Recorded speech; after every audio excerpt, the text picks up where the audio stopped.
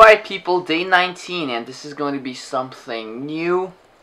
Hopefully you like this style where I kind of like show my big fat face in front of you guys, and then just talk about the videos, because what I feel like is a lot of people want to hear me actually explain the stuff and not just do it. So if I do it live view mode, and if you don't just see me working out and just see my face to face, then it might just help a little bit. But let's go from here.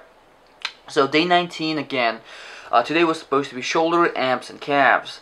So starting off with a superset, and I really actually like the superset of lateral raises, dumbbell lateral raises, and front raise. Now, just to making it clear that the front delt actually do get work a lot when you're doing all kinds of presses, such as military presses, bench presses from all angles, So anytime you do any kind of pushing movement, your shoulders do get into specifically the front part of the shoulders do get in a lot of work. So technically I don't really do them a lot, but what I felt like is he actually did prescribe it, and Joe was like, what, let's just do it. So if you can see in my front delts, however, the range of motion isn't that high, and that is actually intentional because you don't want to hyperextend the shoulders. You might dislocate it, okay?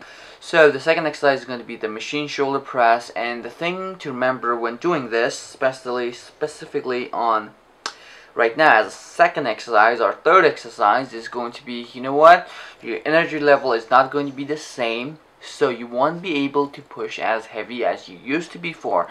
So what I actually did was a lot less weight in terms of how much I used to lift before, but the intensity was quite good, so I did felt a lot of pump.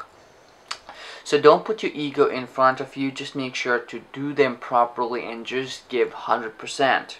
That's about it. I do know that I'd say this on my every video, but that's because that's what a lot of people get into trouble in focusing on, and then moving on to the face pulls, and actually the program prescribes doing the bent over lateral raise, but I do this anyway just because I just love this exercise so much.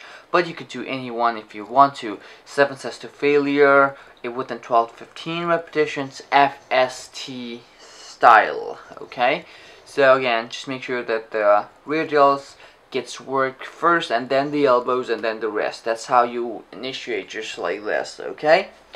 And then moving on to the standing calf raises. Calves has been a really stubborn body part regardless of how I train. But you know what? I don't know what to say. Actually, I do not know. But the cool thing to focus on working out the calves is going to be pushing through your big toe and not rest of your foot, just because of the point of attachment wise. When you do that, when you roll your toes actually compared to the rest of the fingers of the foot, you actually tend to work your calves a lot better. So I do feel a lot of pump when I do that. So just a quick tip for you. I know I have said this a million times again. And then moving on is going to be sit-up. And I'm not sure why he always prescribed just one exercise for abs, even though that's weighted. In this case, I did not even do weighted sit-ups just because I did that like 2 days ago. I was still sore, so instead of focusing on 10 to 12 repetitions, I did body weight for as many repetitions as possible. I think I ended up getting like 500 reps or so in 3 sets, obviously.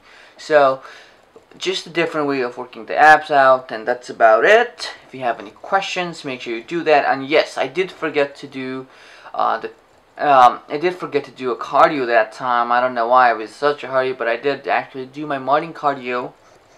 Don't forget, guys. I'll see you guys next time. Bye-bye.